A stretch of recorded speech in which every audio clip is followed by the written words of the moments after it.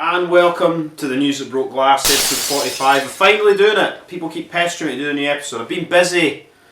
Do you like my new Alton Thorn fucking t-shirt? Go on his Instagram, pick up one of them. And do you like Facey, who's got some tinsel on him? That's as much as you're going to get for a Christmas backdrop from me. Just to say, fucking Tomby will remember Facey, and fucking congratulations to fucking Tomby for being in DOA next year as well.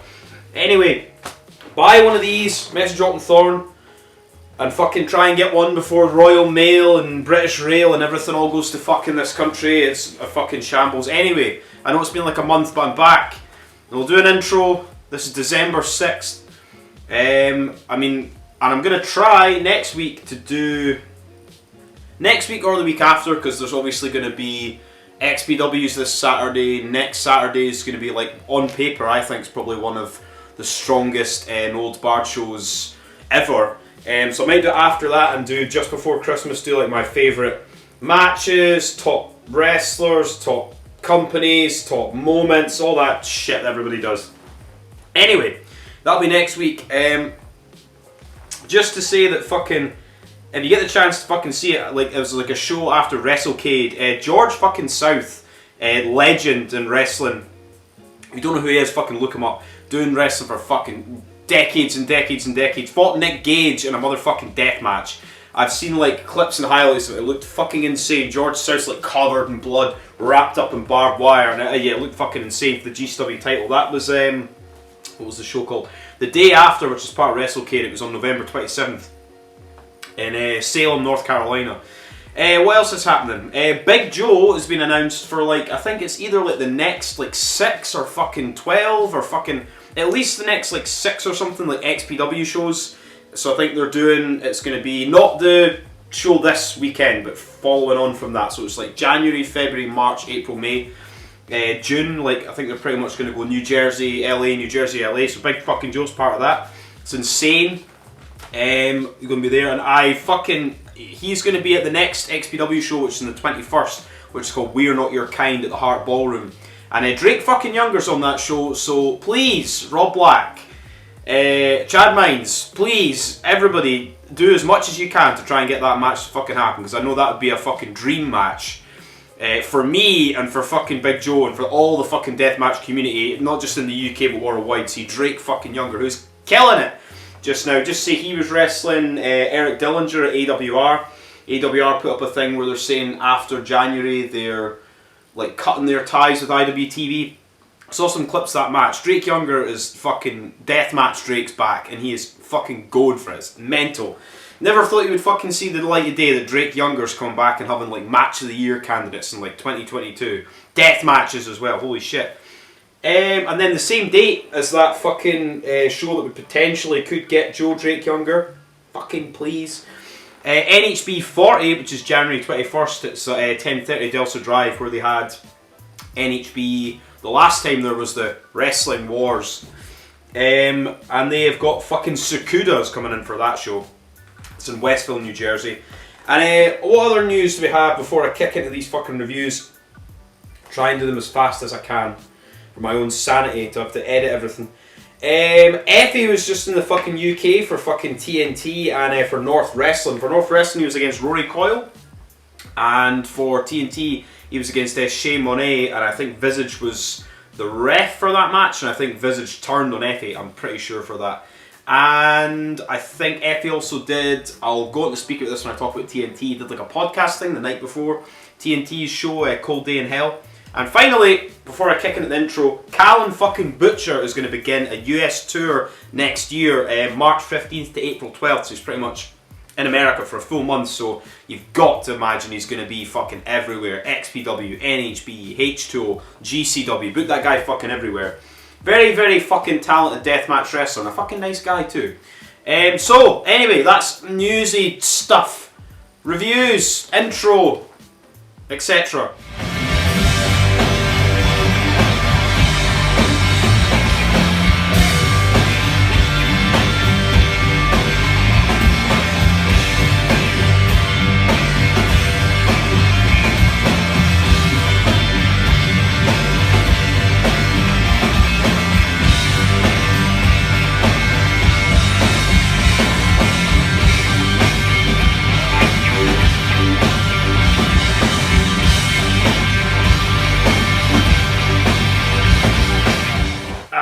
And just before I go into reviews, if you also want more fucking sick deathmatch merchandise and my fucking t-shirt, which is still yet to arrive, it has been shipped and it has been here, is the fucking problem of the Royal Mail and everybody in this country striking. If I was to strike, I'd probably just get sacked. But hey ho, if you want more sick fucking deathmatch merchandise, go to Deathmatch fucking Worldwide. And you get all sorts of fucking shit. Even get those fucking Mega Bastards t-shirt that fucking John Wayne Murdoch was wearing. And you can get them in fucking yellow and red. Mega Powers, Mega Bastards, baby. Anyway, go and fucking buy some shit. Buy some hats, buy some hoodies from Deathmatch Worldwide. And buy my fucking t-shirt while you're at it. Anyway, so reviews. It's been a little long time sort of coming to do these ones. This was the night of the Deathmatch Wars. I do that quite a lot. I can't help it. It's the way I was raised. So first of all, I'm going to go, so this is when we had NHB, XPW and fucking GCW all running the same night. So first of all, I'm going to go over GCW's NGI. This is at Summit Park District, Summit Park, Illinois. This is where the last NGI was. And this is where NGI 4 was as well. So I have the little card thanks to KG Match. Somewhere, that's a download of a Freedom show, that's not the same thing. So, first of all, to start off with, the crowd was huge, but the only thing is, I've heard from people who were at the show, and things like that, the crowd was fucking like hot all night and everything, but like on the actual audio, you couldn't, like, they sounded quiet, but it's probably just a problem with the audio. But anyway, so opening round match, Callen, Hunter Freeman, Sawyer Wreck.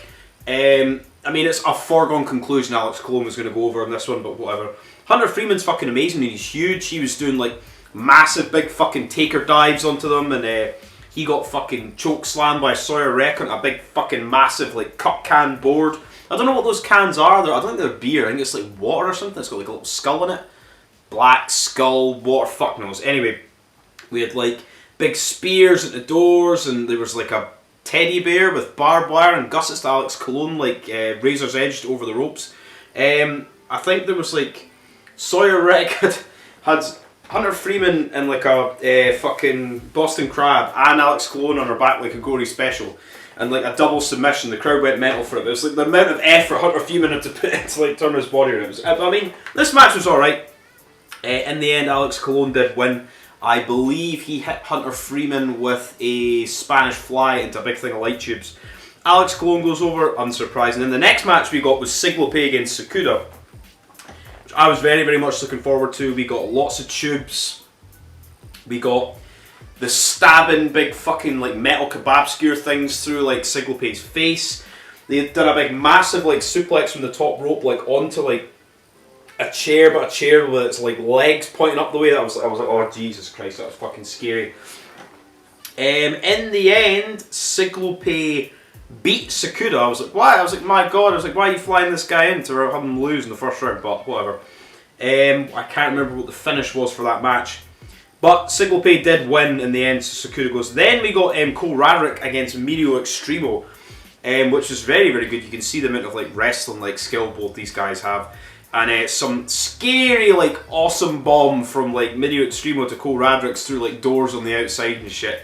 Lots of setups with, like, lots of doors outside and, like, staff members having to hold their hands onto these doors for the entire thing. Like, come on, do the spot, like, for 5 minutes. But in the end, Cole Radrick did win. I think he'd got, like, a sort of sneaky roll-up in Middeath Xtremo. Cole Radrick advances. I was like, holy shit. So Sakuda and Xtremo out in the first round. And then we got the match that everybody wanted to fucking see. Big fucking Joe, the UK fucking definition of deathmatch wrestling, against John Wayne Murdoch. Big Joe's first proper debut in GCW. Obviously he was at the TNT GCW shows, but his first sort of American debut for GCW. This was great. Blasting Joe's legs with light tubes for Murdoch. Big Joe did a big running cannonball senton into a big Tokyo tower. Tubes fucking everywhere. And I think through this week, I'm going to post, like, obviously I've spent fucking like 3-4 weeks to try and upload these videos. I've got like 2 or 3 interviews, maybe 4 interviews I need to upload and edit and things. I'm going to do one and I'm going to try and build a Tokyo Tower here. I'm going to try and do that. I've never actually built a Tokyo Tower, so see how much fun and tape that takes. Anyway, Big Joe got attacked with a tree, which I think is sort of reminiscent to that match with Takeda against Alex Callen at the NGI 3. There was The Rock was there. The Rock's sells fucking tequila. I mean, The Rock does everything. The Rock had like light tubes on him, and Big Joe chokeslammed John Wayne Murdoch onto it. And then I think in the end, I'm sure Big Joe got his shoes and fucking socks pulled off, dumped feet first into the fucking tubes like fucking Brandon Prophet from TOD fucking 5. There's a flashback for you. And then he was fucking like brainbustered into a big thing of tubes, blasted barefoot tubes. John Wayne Murdoch brainbusted into tubes. Big Joe gets eliminated. I was like, ah. But it was kind of like, I'm like, it's going to be Murdoch Callen in the finals before it even happened anyway. But amazing to see Big Joe. Great fucking performance. Like, over as fuck. Great. So that was the first round. And then we move on to the second round, where we had Alex Callen was against Cyclope. Is that the right result? Yes, it is the right result. Alex Callen was against Cyclope. I remember I was like speeding through this because I watched this event live. I watched all 3 events live. XPW had like 3 tabs open and the sound playing from one, and trying to go through. Oh, it must have been like what people were like back in the day, you know, like watching Raw and fucking Nitro at the same time. It was fucking very, very good. Where are we? Then, where are we? So yeah, Alex Callen and Cyclope, we had big fucking panes of glass spots and everything.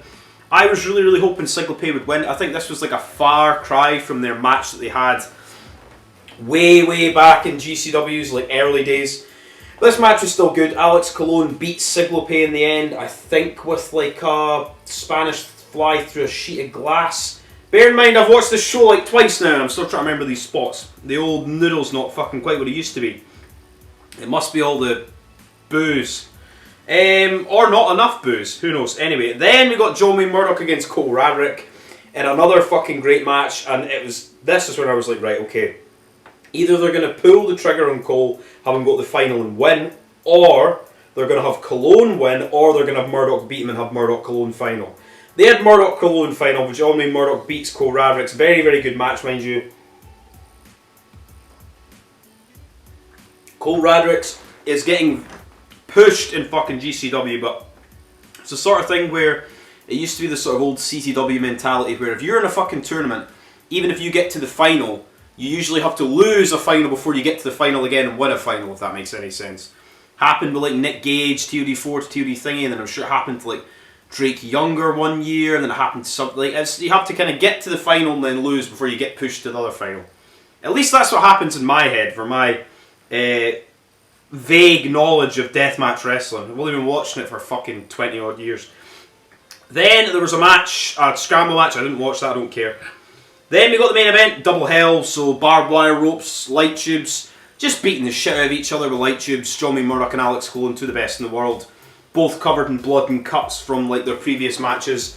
In this we got fucking so many like light tube shots and just dives and barbed wire, and like in the end there was like a big sheet of glass got brought with like light tubes like putting like a cross sort of thing on it. I will say in this, like, this is going to sound like weird, it's like I think previous NGIs and stuff have had more crazy quote unquote big spots. For this, I mean there's still fucking big spots and people going out, but I think like the last NGI, I think we got Takeda and Alex Callen do a superplex to the floor through a pane of glass. And I don't think we really got anything like that this year, but in the end, for this match, just go and watch it. This show, it's on, it's fucking $5, go and fucking watch it. End of this, there was like a pane of glass got put there. I think John Wayne Murdoch hit like a Deep South Destroyer through on Alex Callen, through the glass and the tubes. Blood, blood, blood, and then I think Alex Callen kicked out.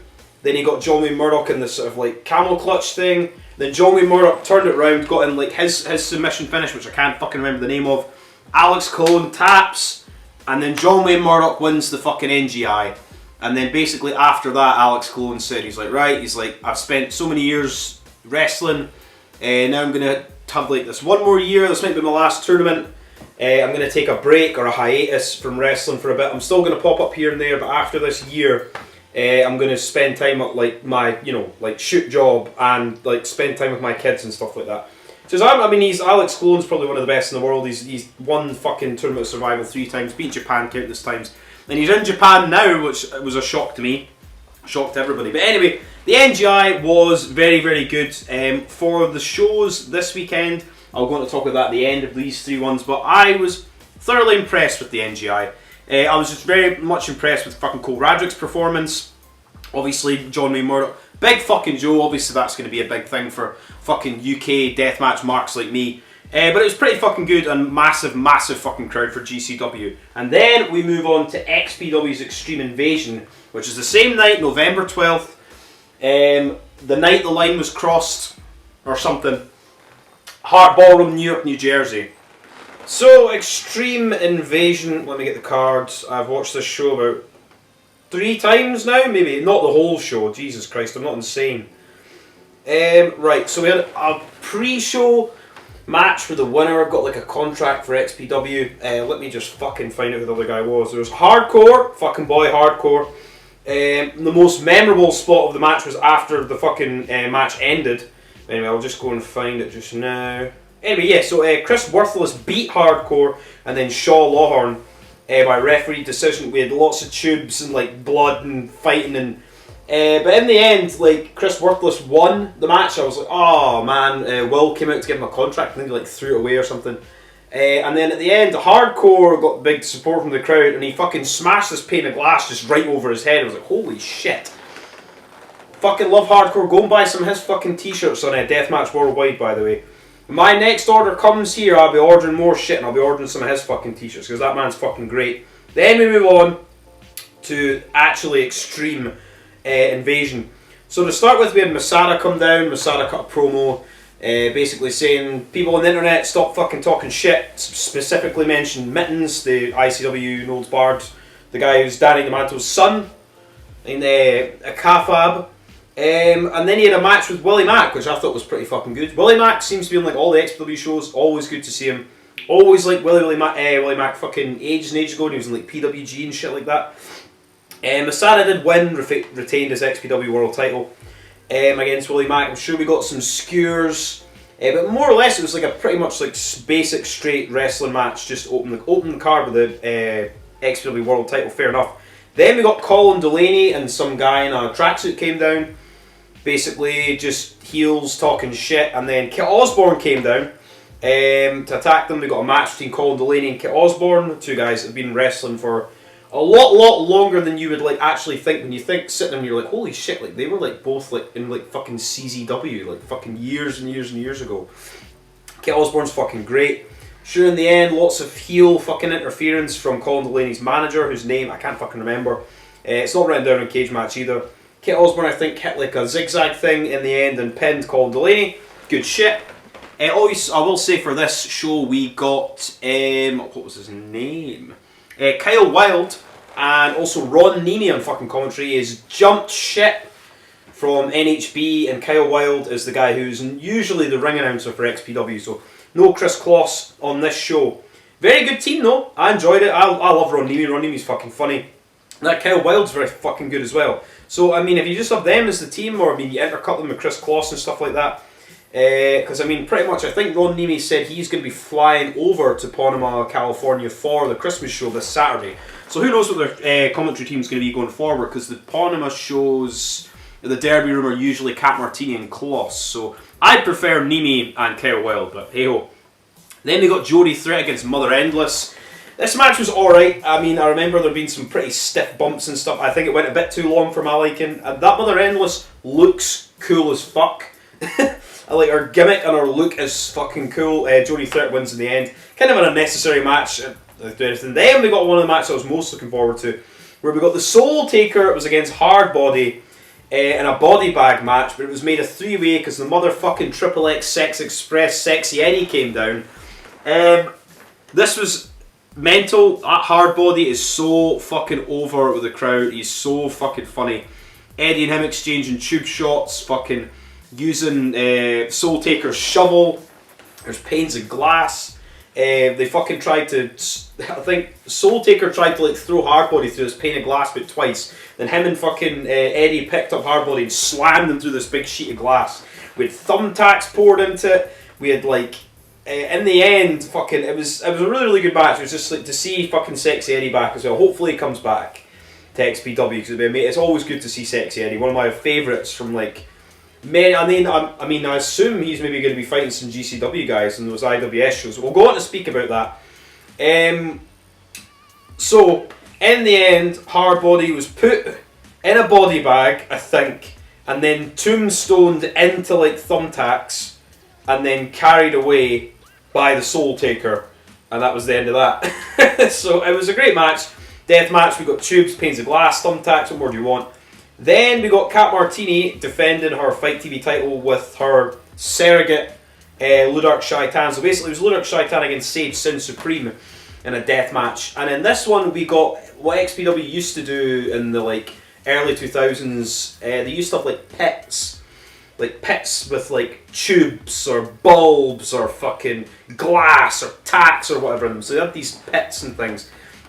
And this match was really fucking good. I remember one spot there was like they had this pit on the outside, which was I think was just full of broken glass. They put another small pane of glass on top of it, and I think Sage Sin got drop kicked from the apron right through this pane of glass into all this glass, and this big pit straight into the floor. I was like, oh my god. In the end, I think Kat Martini took a fair few tube shots as well. In the end, I'm pretty sure Ludark Shaitan beat Sage Sin Supreme, and Kat Martini retains. Well, she put her down, and then Kat Martini comes in for the 1, 2, 3, so she retains her title. The Fight TV title was still Kat Martini. Then, because Necro comes out, they came out. He's now out with Maga. Mega Maga is now Danny Hernandez, Jasmine St. Clair. Obviously, Ron Nemi's going crazy for Jasmine St. Clair. He said he used to work for 3PW, which I didn't know. Fucking hell, I used to love 3PW back in the day. Anyway, so it's Necro, the Maga Butcher, Danny Hernandez, Jasmine St. Clair. Now the hardcore fucking hillbilly is out with them, and he's waving like a big flag and shit. And they came out to Born in the USA by Bruce Springsteen. Basically, Necro says, he's like, blah blah blah, you can't trust those fucking Canadians, and PCO's not fucking here. And I was like, but the whole fucking ring was like full of light tubes and panes of glass. And I was like, who the fuck's coming out? And then he's like, Bobby Beverly, get your fucking ass out here. And I was like, fuck yes, here we go. The Bev against Necro Butcher, which is everything you would want. Panes of glass just being thrown straight at Bobby Beverly's head. Light tubes blasting over the Necro Butcher. They're outside in the crowd brawling with fucking chairs and shit. Not these little shitty folding chairs, like big fucking heavy chairs being thrown at the Necro Butcher. And I will say, a lot of people were like, oh yeah, the crowd was really shit for XPW in comparison to what it's like for NHB. And I would say that the crowd was probably slightly less than a usual No Holds Barred show, and I think that building holds like, what, 250? Maybe a push? 250, 300 maybe? But I would say that the benefit that the NHB shows have had in the past is, obviously they're No Holds Barred, they've got like a bigger fan base in New Jersey than XPW. And also, XPW had all the fucking lights on the entire show, completely illuminating the entire crowd. So if there's any empty seats or any space, you can completely see everything. Whereas usually the NHB shows, it's a lot more dark lighting. It's not full on lights the entire time. So it's kind of like, a lot of it's like more shrouded. You mainly just see the ring, if that makes sense. So that's why I say, like, people are like, oh, the crowd was really shit. I was like, well, maybe it's to do with the lighting, but hey-ho. Anyway, Bev against fucking Necro. There was a big pit of fucking Christmas baubles in the ring. The hardcore hillbilly got put into that. Just brutal, bloody fucking match. I love the fucking Bev. In the end, the Necro got his like sort of bulldog rollover, like chokehold on the Bev. Bev taps it. I was like, oh no, fuck's sake. But Danny Hernandez got another promo. Mega Maga win. The Bev gets to fight the Necro Butcher. That was awesome. So I mean, it was fun for fucking what it was. But then after that, I believe we moved on to a crazy fucking match, which was Green Phantom against Lucky 13 against motherfucking Wax, former CZW wrestler, former CZW photographer. Like anybody from back in the day, like early like 2000s, mid 2000s, you saw like any CZW photography on like their website or whatever. It was always Wax did like all their stuff, or Lyle Williams as well used to do a lot of their stuff. Anyway, Wax, rest in peace Lyle Williams, by the way. So Wax is there, the Green Phantom's there. Green Phantom gets thrown through a pane of glass. Wax gets thrown through a pane of glass. Lucky 13 sets up chairs and gets like brain busted out of the chairs by the Green Phantom. Crazy match. I really want to see like just a one-on-one between Lucky and Green Phantom. That'd be fucking great. And then fucking Green Phantom gets put on a thing. Wax goes up the top. I think it's the first time anybody's ever done a spot off the balcony at the Heart Ballroom, and Wax just does this big fucking diving senton, straight Phantom moves right through the table, right to the floor. I was like, oh my god. He looked fucked. There was like one thin little fucking door. I was like, oh my god. Crazy, crazy bump. In the end, I'm almost certain the Green Phantom won. Am I going to have to recheck that? Did the Green Phantom win? Yeah, the Green Phantom did win. I assume he hit him with like whatever his finisher, this sort of sit-out powerbomb thing. But anyway, Green Phantom wins. Wax is not dead. He's okay, but fucking Jesus, what a scary bump. And I enjoyed that match. And then we move on to the main event, which is arguably one of the best matches of that night. Not just XPW, but in all three shows combined. Which was motherfucking Schlack defending the fucking King of the Deathmatch title against fucking Drake fucking Younger. So, a match you thought you would never ever see Drake against fucking Schlack. There is so many light tubes in the ring. There's yellow light tubes, and they're not like, it's not like some of these painted light tubes, which you should not fucking do. Neil Diamond Cutters on that, never ever paint light tubes. But they're like, actually, the glass is actually like fucking yellow as opposed to like the white light tubes. Are like, what the fuck? Yellow light tubes, bundles of light tubes, panes of glass, tables, so much shit. This match was just brutal fucking violence. Drake gets fucking like slammed from the apron to the outside through like a table covered in tubes, but like the table, like it does that stupid thing where they don't go right through it and it kind of breaks, but like the legs stand up. I was like, oh my god. Schlack's battering light tubes into Drake's back. Drake's fighting back. Fucking Schlack gets fucking flung through a pane of glass. Drake got fucking picked up and just like sort of rhino gore spear like spinebuster driver Drake through a pane of glass. They did a big massive double fucking suplex from Drake suplex Schlack from inside the ring from the apron right through two tables covered in light tubes. Drake did a big frog splash in all the tubes. They're flinging the light tubes at each other. They did this where they're just doing like roll-ups and counter pins, and they're both covered in fucking blood, especially Drake. He's got a big beater back, and they're so like blood and glass, and they're just rolling around doing all these pins, and holy shit, it was mental. It was such a fucking good match. People were like saying, oh, it's too hyperbolic to say it was one of the matches of the year, but it genuinely was one of the fucking matches of the year. And when I go over my top matches of the year, that will definitely be in contention, like the top three. Because it was mental. Just the sheer like thing that in your head, you're like, this, how the fuck is Drake Younger against Schlack in 2022 in XPW of all places in a fucking death match? In the end, fucking Schlack hit an angle slam, and then I think he hit another angle slam, and then he did like a run-in, like had light tubes and like ran and did like a big forearm to Drake. Drake's like sitting up the right forearm, 1, 2, 3. I was like, oh, what a match. Excellent, excellent fucking death match. Brilliant. Afterwards, Schlack and Drake shake hands. And you're like, just this moment, you're like, holy fuck, like Deathmatch Drake is back and he is not fucking around. Insane fucking match. And then afterwards, Mega Maga came down, attacked the Necro Butcher, put a Make America Great Again hat, and took his title. I don't know if they stole his title. Like the fucking, what was it? Was it Rhino that stole Sandman's title? Or did Sandman stole Steve Carino's title, I think. Anyway, in ECW in Massacre on 34th Street, I think, something like that. My brain just drifts off into wrestling stuff. Anyway, Mega Maga came down attacking Necro Butcher, so I assume we're going to get like one of the next shows. Well, you would think that we'd get that in the next show, Necro against Schlack, but maybe they're going to save that for the New Jersey show. Anyway, that was XPW. I fairly enjoyed it. A lot of the undercard stuff wasn't too, like, Jody Threat against Mother Endless, and like Colin Delaney against Kit Osborne and things like that. Like, just these little random matches. I don't think the crowd cared too much, but they're still enjoyable for what they were. And then we move on to see all these bits of paper, because I've left this episode for too fucking long. NHB 36, same night, November fucking 12th.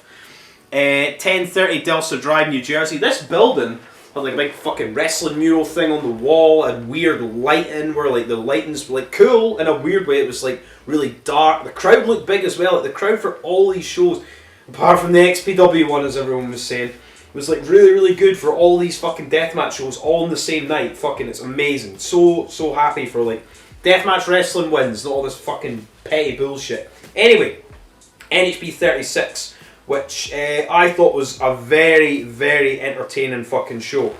So to start off with, we got Akira against Bam fucking Sullivan making his debut in the chains. My main memory of this match was obviously Akira's opening. Akira gets a gusset plate slammed in his head and the amount of blood was pouring out of his fucking face. Bam Sullivan took a gusset plate while he was fucking pouring. In the end, I think Akira hit like his big sort of sit out reverse DDT thing onto Bam and won, but what a great fucking match. Great for Bam Sullivan to get the opportunity in the chains as well, and they were both bleeding fucking buckets.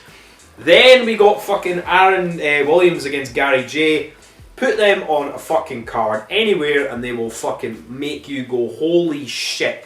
The amount of kicks and chops and just beat the fuck out of each other and forearms, it was just amazing, amazing. They're like out in the crowd and doing like flips off the walls and great, great match. In the end, Aaron Williams did beat fucking Gary J. Which I was like, boo, I'm a big mark for Gary J. But amazing, amazing match. This is like one of the... they've fought each other quite a few times in NHB. Great. Just have them all the time. I'd have Gary J and Aaron Williams on every fucking show. Chop and kick and punch and forearm the shit out of each other. Excellent stuff. Then we got a match where it's never ever going to be bad. It's these sort of things where like you'll see two guys that are like tag team partners and you're like, right, we'll put them against each other. And it's Christian Ross against Chris Bradley, the H2O current tag team champions. Them against each other in a death match. They were smacking the fuck out of each other with these carpet strip like sword things, like 3 carpet strips, again and again and again, just beating the shit out of each other. And I was like, oh my god. We had tubes, massive long tubes. Then we got Christian Ross's like new fucking gimmick now where people just blast him with unprotected chair shots in the fucking head relentlessly. I was like, my fucking Christ. Like again and again. I really, really want to see this match. Maybe not for the betterment of these people's brains. Is Christian Ross against fucking Matthew Justice. Just steal chairs and beat the shit out of each other. I'd love to fucking see that. So in this one we got Christian Ross got the win. So they are now 1-1 and then they're going to have a tie-up match at I think the last NHB show of the year, which is Pit Fighter 90, something like that. I'll go over that. Anyway, great match. Then we got Brandon Kirk against Danny DeManto, the last time ever.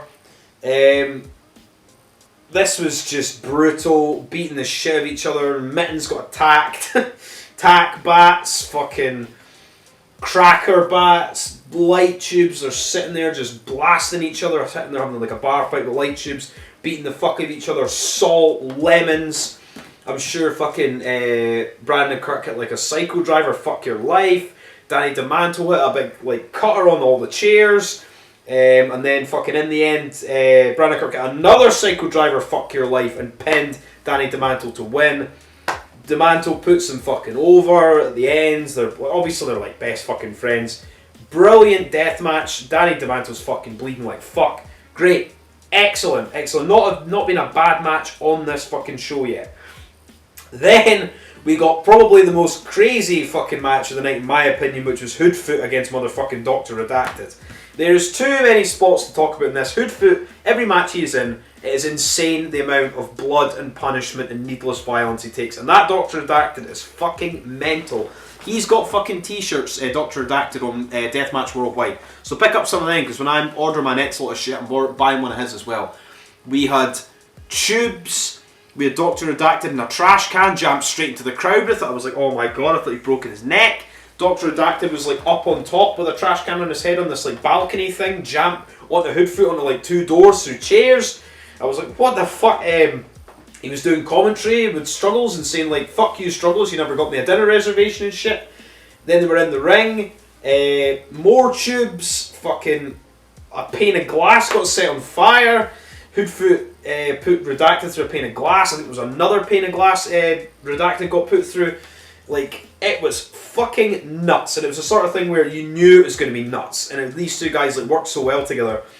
And when you get somebody like Hoodfoot or Dr. Redacted or somebody like Slade who Redacted's going to be against at a future NHB show, you know it's just going to be a brutal, bloody, violent.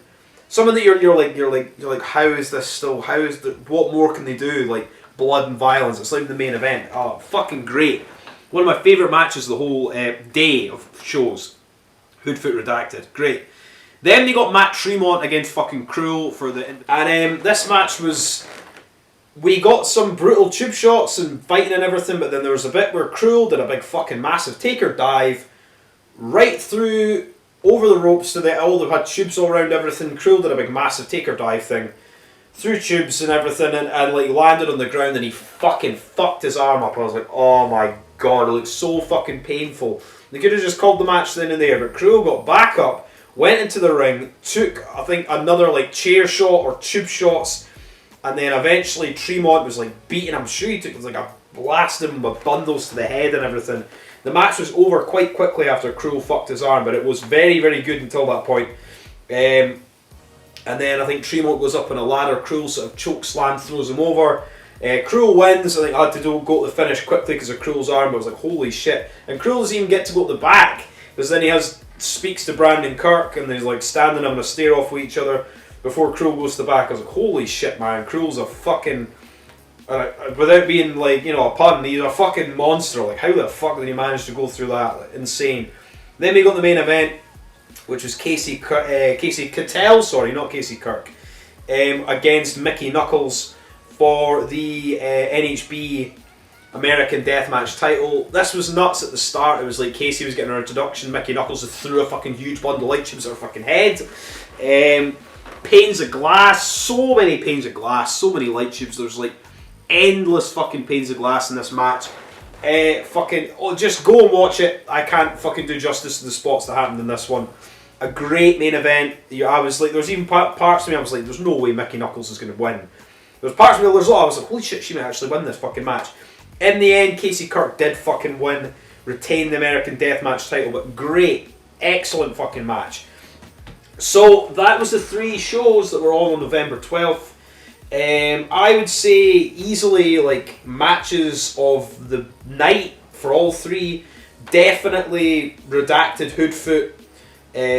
Definitely Casey Mickey Knuckles, Christian Ross Bradley, Drake Younger Schlack was probably the match of all of them.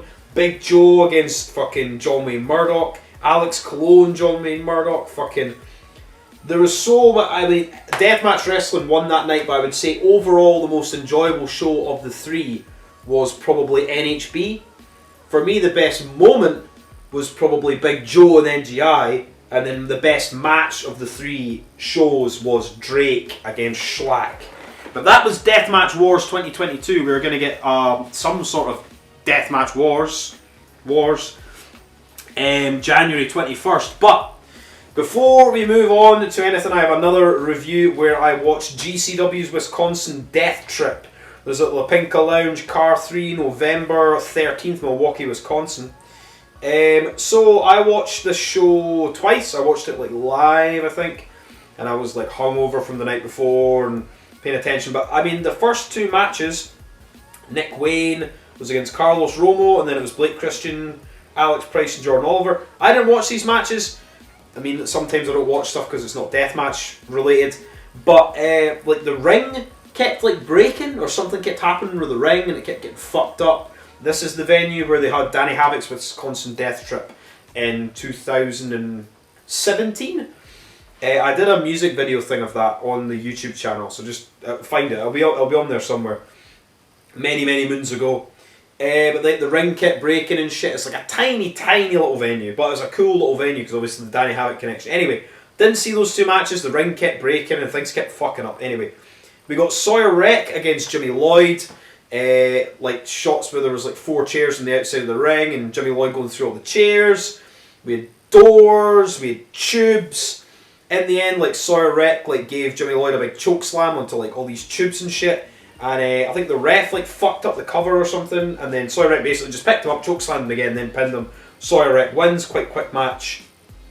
Then we got Dysfunction, the owner of ICW Milwaukee, which is pretty much they use that La Pinka Lounge because they're in Milwaukee, Wisconsin for the show. It was him and Eric Dillinger, the current Insane 8 champion from ICW Milwaukee, and the current AWR Heavyweight champion against Los Macizos, Single Pay Media Xtreme for the GCW tag team titles.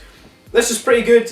barbed wire boards and kicking the fuck at each other and beating the fuck at each other. And Eric Dillinger, sorry, is fucking over with the crowd.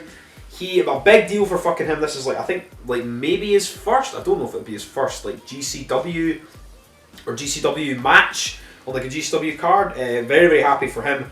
My main memory of this is they did the spot. They used to do it a little while. I remember they did a match where it was in the old GCW compound where it was Siglope against Medio Extremo. And then Siglope just like sets fire to his fucking knee pad and there's like a fucking running like Japanese like move, and then fucking, or that Japanese move is what fucking Shane Storm used to use in Chikara. Anyway, basically lights his leg on fire and runs and does that, and like it's fucking, they couldn't put his fucking knee pad out, or I was like, holy shit. But yeah, the Los Mastizos win in the end. They don't expect them to lose their titles. Then we move on to Hunter Freeman, who's a big motherfucker, against Big fucking Joe. I was like so happy. I was like, I was expecting, I really want to see Big Joe against Sakuda, but you know, we've got plenty of time. We'll see that match at some point, hopefully.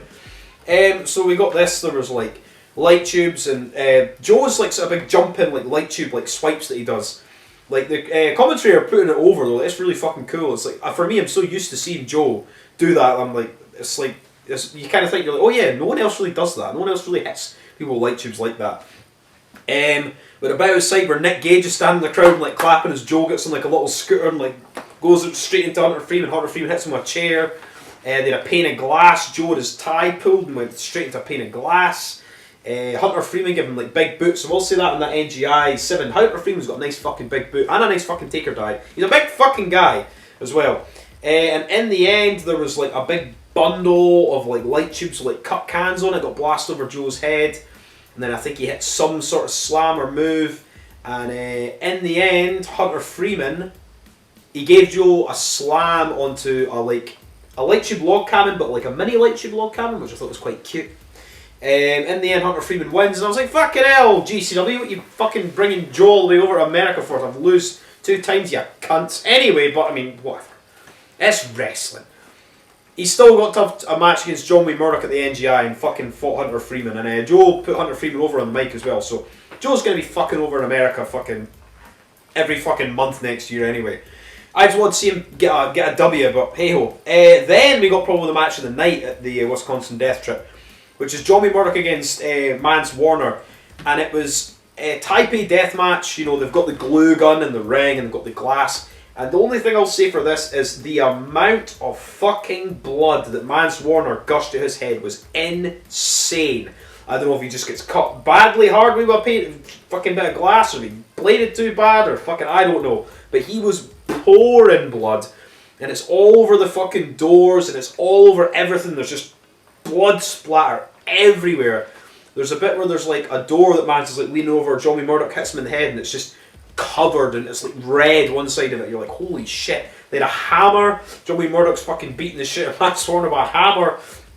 Crazy fucking match. And obviously like John Wayne Murdoch like just wrestled 3 fucking matches in the HGI the night before. But in the end, John Wayne Murdoch hit the Deep South Destroyer, I think, through a barbed wire door or just a door, and they beat Mance Warner. Good fucking match, but just the amount of fucking blood was insane from Mance Warner. Then we move on to the main event, which is Cole Radrick against Sakuda, which I personally, with me, I would have put the Murdoch Mance match main event, but whatever. Sakuda is fucking great. We have lots and lots of light tube bundles. It's a fucking leaping light tube sentons and all sorts of shit, and throwing each other into light tubes into chairs in the corner. Sakuda gets his big spike put through his own face. In the end, there's another sort of very cute light tube log cabin, and Cole Radrick gives his finish to Sakuda through that, and Sakuda loses as well. So these two flying talents, Big Joe and Sakuda, are there, and they lose both matches and both shows. What are you gonna do? Anyway, that was Wisconsin Deathtrip. It was alright. It was an alright little show. I like that little venue, and obviously happy to see fucking Joe. Mance Warner, fucking Joey Murdoch was great. Hunter Freeman Joe was great. Dysfunction match was good, and the main event was alright as well. Then I was going to watch GCW Aura, but then I had a little look at the card on Cage Match, and there was no death matches, so I was like, fuck that, I ain't watching all that shit. Thank God for that. Thank God I didn't check that. So then I watched Wasted Time. Where the fuck is it? There we go. So I didn't watch this entire show because I mean this episode's going to run long as it is. You know how these things go. I watched the death matches. Not saying that I don't want to watch these shows. I mean, what else did I watch? So I mean, there's a hardcore match. Sawyer Rick against Madman Pondo. This show was in Sauget, Illinois. At Pop's nightclub. The venue looked cool. But Sawyer Rick was against Madman Pondo. We had lots of like knives and stabbing and stop sign shots and like Pondo's big sort of saw blade thing cutting his face, stapling dollar bills. Lots and lots of staple, and the big Joe Hunter Freeman match as well, and lots of matches I'm going to go on to talk about. Lots of staple guns with dollars to people's heads and ball sacks and fannies and all sorts of shit, you know what I mean? Fanny, for those not in the know from America or England, is a vagina. Anyway, so with Sawyer Rick, I think she got a dollar bill stapled to her vagina. All sorts of shit like that, like lots and lots of staple guns, chair shots, Pondo's bleeding like buckets. Sawyer Rick, I think, gives him a big choke slam and wins with their sort of like pull back the leg pin thing. Decent match, and then I watched Effy against John Wayne fucking... No, wait, no I didn't. I watched this very strange tag team title match for the GCW tag team titles. Los Macizos, Medio Xtreme One, and Siglope against Manswarner and Matthew Justice, Second Gear Crew, against Too Cold Scorpio and the fucking Sandman. So we'll go on to speak about that right fucking now. So basically we had Too Cold Scorpios out first, obviously it's the Sandman. The Sandman's had his best days are behind him, but obviously it's still cool to see the Sandman. Legend, I love ECW, love the Sandman. Entrance music comes on. Too Cold Scorpios in the ring. He's wrestling away with Second Gear Crew and Los Macizos and everything. Sandman's music eventually comes down. Sandman's got his cane. Smacking me liver, but he's selling for a bumping for the Sandman. And then he goes over to like a door in the corner and like Matthew Justice like pretty much like tackles him from behind. I think his head hit the door and I think he legitimately got a concussion and couldn't finish the rest of the match. So then Too Cold Scorpio did a couple other moves and then the match was over within about like 5 minutes, 10 minutes, something like that. As Los Macizos just got like a roll up on Scorpio or Matthew Justice and that was it. Because I mean, they obviously had so much more planned with the Sandman and do various different things, but I think he was genuinely out cold, so they just had to rush the match. So, oh, well, I mean, whatever. Whatever, you know what I mean? Fucking, what was the next match? Yeah, then the next match was Effy against John Wayne Murdoch. Both these guys are supposed to be in Liverpool, like, the couple of days before that, but obviously John Wayne Murdoch couldn't go there, flight issues or whatever. Effy was there.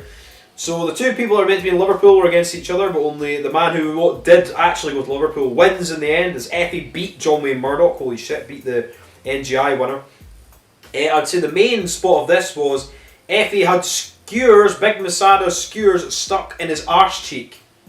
Never seen that before, that was fucking new and interesting. I think he won with the Rough Rider or some sort of roll-up or something, pretty good. Then the next match was Tony Deppen against Jordan Oliver, and it went 31 minutes or 32 minutes. I'm sure during the pandemic when GCW ran that show, it was like fucking...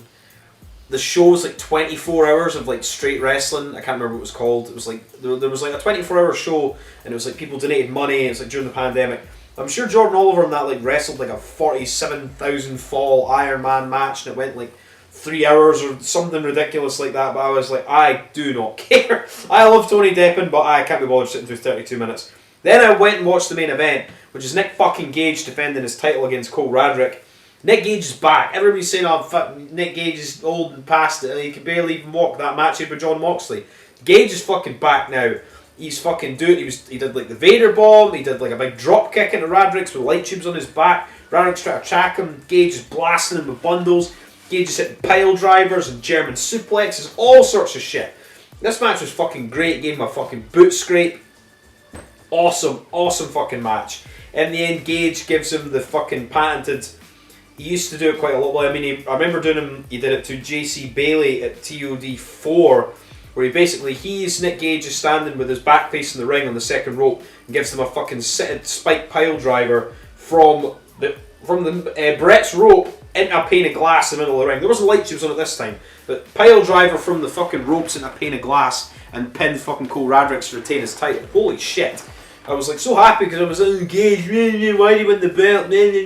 Well, fuck you. Fuck you. Nick Gage fucking back. So that match was excellent. Very, very happy I saw that. So, I mean, obviously I skipped a lot of the non-deathmatch stuff, but there's only enough hours in the day, and I can't even bother sitting through 32 minutes of non-death matches.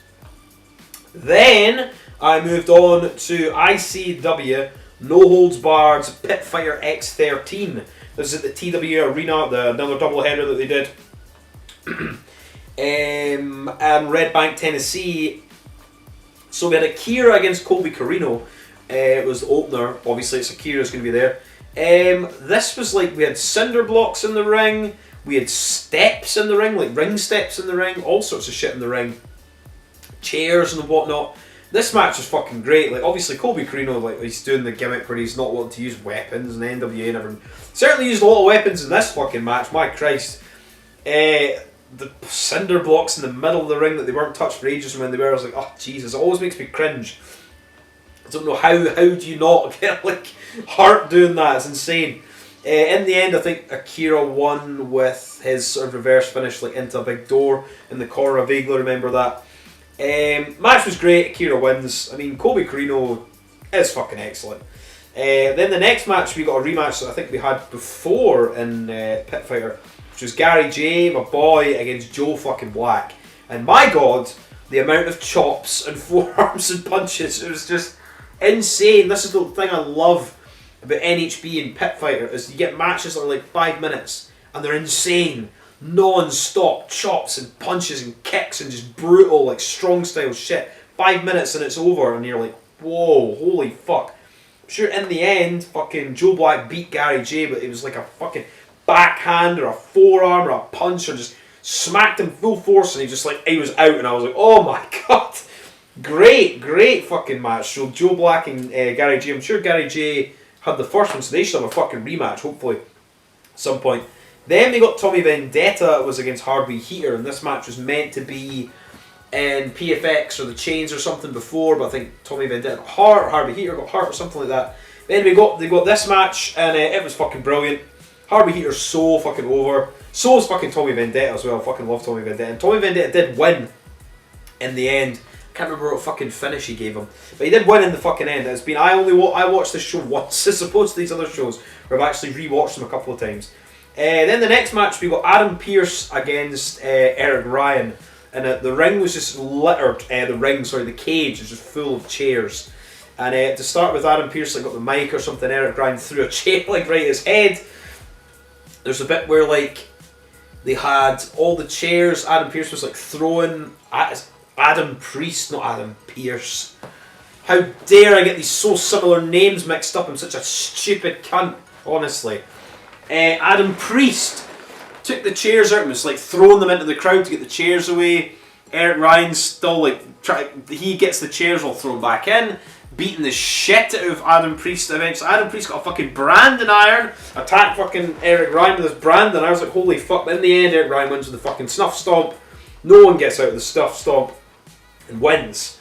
Great match. That Adam Priest guy, not Adam Pearce, is fucking good, and I like to see him more places, because the only time I ever see him, I don't watch TWE, I mean, I would, but there's only so many fucking hours in the fucking day.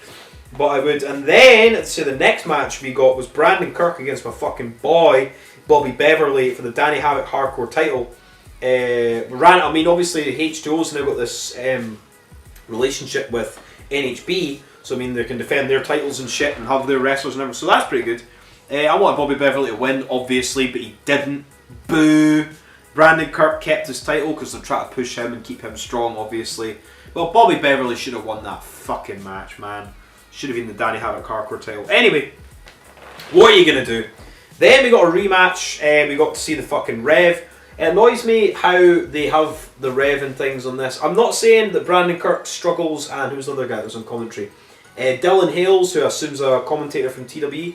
Not to say they were bad by any means on commentary, but if you've got the motherfucking Reverend on a fucking show, have the fucking Reverend on fucking commentary, at least just for Tank's matches.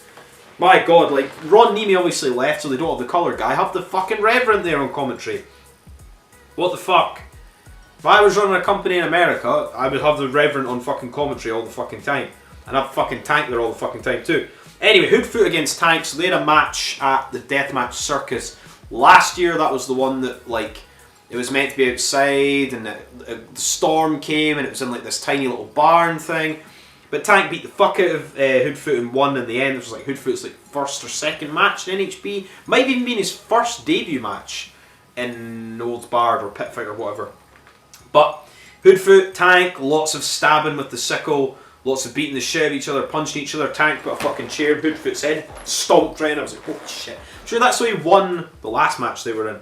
But in the end, I'm pretty sure Hoodfoot gave... I think Tank maybe gave him like a thing into like a big barbed wire door. Remember a barbed wire door being there, and like Tank sort of gave him like sort of drop down like STO into the barbed wire door. I think in the end, I think Hoodfoot might have won with like a Uranagi or some sort of suplex. In the end, Hoodfoot did fucking beat Tank, and it was a great fucking match. I think Hoodfoot has to get a fucking... I know he does have a title match coming up, but like, if they're not going to make like either Cruel or Brandon Kirk the next champion, I would say the champion after that would have to be a Hoodfoot, and then he needs to get beaten by the fucking Bev. Anyway, then we move on to John Wayne fucking Murdoch against Jaden fucking Newman. Just to say, I mean, obviously everybody's going to comment on this, but John Wayne Murdoch is a heel, saying he's going to beat Jaden Newman and take over the building, and he's going to give it to Ian Rotten or Rob Black. It's fucking great fucking comedy heel shit. It's fucking brilliant. But this match, about gusset plates all poured in the ring, taking a nasty bump. There was gusset plate boards. This match was great. Jaden Newman's really, really fucking good. Obviously, he's fucking over his shit. It's his fucking building. It's his company. It's his fans and stuff. His wife's in the crowd as well. I'm sure the last time Danny DeManto gave her like a fucking DVD through a board or something. In the end, there was like a sort of like a ladder and like a little platform. Even Brandon Kirk in commentary said, he was like, you notice that platform? Because I was fucking wrestling, but I didn't fucking even see it. So, I mean, I didn't notice it either. So, I think Jaden Newman took a big, huge bump through, like, there were like tables, but like tables without legs. Not doors, but like actual table frames like without legs. It was weird. Through all that shit, and in the end, I think John Wayne Murdoch wins. Good match. The Duke of fucking hardcore. I mean, when he's still like turning up in ICW Olds Bar and doing this heel shit and everything. It's great. And then in the main event, Reed Bentley comes back after his another hiatus against Casey Kirk for the title. This match was great. It's good to see fucking Reed Bentley. So I'm actually surprised he turned up though. I mean, the amount of times he gets booked and he's not there, he's doing something else. But it's always fucking good to see Reed Bentley. He was at the GCW show after Wasted Time, where pretty much it's going to be Madman Pondo and Too Tough Tony against the fucking rejects. Insane shit. Anyway, for this match, you know that Casey's going to win. Casey's not losing her fucking belt to former champion, mind you, former fucking American Deathmatch champion Reed Bentley. In the end, fucking Casey did fucking win. She retained her fucking title, and then you think she's going to win the next night to fight fucking Akira for the belt.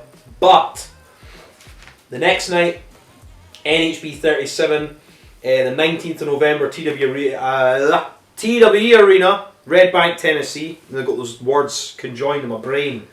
So to start with, you think you're going to get Akira comes out, and you're like, holy shit, we're going to get Casey against Akira right now. And Casey comes out, she's not in her wrestling gear, she's like, no, no, no, fuck you, you cunt. And then she sends Cruel out, and Cruel's still only basically got the feeling in one arm. Cruel just throws Akira around, chokeslam, chokeslam, chokeslam, pins Akira, 1, 2, 3, and you're like, ah, my god. I mean, I was kind of happy, because I mean, I do want to see Akira win the title, but I'm enjoying the dynamic of Cruel, Casey, Brandon too much. And it was good to see Cruel back. Obviously his arm is still fucked. Hopefully it's fine for going to the UK, because I cannot fucking wait for that. And fucking Lou Nixon fucking called Cruel out on Rise's, go on Rise's Facebook or Rise's Instagram and you'll be able to see that. Where are we? Blah blah blah. Then we got the next match. We got Adam Priest against Hardway Heater. And I think this was the sort of match you're like not really expecting the light tubes. This is the first match to use light tubes as Adam Priest and Hardway Heater. Like Adam Priest was like underneath the ring. I'm sure like Heater like threw him like under the ring. I'm like, he just came back out and he had massive fucking light tubes and they're smacking each other with light tubes and another Brandon iron. All this crazy shit. In the end, Adam Priest did fucking beat Hardway Heater, so I was like, holy shit, I didn't expect that. Obviously, Adam Priest, big TWE guy as well. Adam Priest, I want to see him on more NHB shows, but obviously he's probably just in the Tennessee area. Get him fucking everywhere, guy's fucking great. Kind of looks like Mike Lockwood from Crash Holly. The same like looked him, like little fucking like stocky guy, like really well built. Then we got fucking Jaden Newman against Colby Carino. I think it was Jaden Newman's debut in the chains. I can't fucking remember for the life of me what fucking happened in this match, but on Cage Match it says Jaden Newman fucking won, and I'm almost certain it was good. But this is, it won't be, no disservice to the two guys in the match. My brain is just fried. Like, the other day, I watched a lot of these shows live and stuff, and I go back to take like notes and things. I watched like 9 wrestling shows in a row in one day, so sometimes some stuff's going to slip through the cracks of the brain. Yeah, that's quite hot. Then we move on to Tommy Vendetta against Eric Ryan. This is Eric Ryan's new things, the terracotta pots. I'll try and get some for the NHB shows. I assume they're cheap as fuck, these terracotta plant pots. Tiny ones, big ones, all sorts of ones. And we had Tommy Vendetta's Legos. There was just a big pool of like broken pots and Legos, and they were just taking suplexes and brain busters and Death Valley drivers into just these pots and Legos. Insane fucking shit. It was mental. Love the pot gimmick. Like when they're getting put on people's heads and smacked with chairs. In the end, Eric Ryan beat Tommy Vendetta, I think, with the snuff stomp again. Eric Ryan is pretty much closing in, and we're going to get a match where maybe he will get a title match again very soon, start of next year. Then we got probably the best match of the entire night. We got Hoodfoot against Casanova Valentine. We had light tube bundles, we had doors, and the main thing for this, we had like light tubes smashed into Cruel's fucking groin with the sort of garden hole devil's thing that Cass has got. Cass doing big fucking splashes into the tubes, smacking the fuck out of each other with light tubes. And the main thing was this, they had these big fucking, like a black and like a yellow Yankee candle lit, and Cass poured candle wax all over fucking Cruel's face. I was like, oh my god. It was insane. I couldn't believe it. It was like something I'd never seen in a deathmatch. And not just a tiny little bit, his entire face was like encased with like hot candle wax. It's like, holy shit. In the end, I think Hoodfoot hits like a Uranagi into like a barbed wire door or something, and then pins Cass in the end. But my god, Hoodfoot at the end of it is just covered in candle wax and blood and glass. Go on IWTV and check out that match. Probably the best match that entire weekend. Then we got Tank against motherfucking Bobby Beverly in the main event. Well, basically the main event. The last match of the night. I was so happy to see Bev and the Rev and Tank. Love this match. Tubes beating the shit out of each other. Both fucking bleeding buckets. Fucking great. In the end, Tank won again. Bobby Beverly got beat again. I was like, holy shit, man. Bev should be getting pushed to the fucking moon everywhere he goes. He should be fucking winning every fucking match. But that's just me, because I'm a big mark.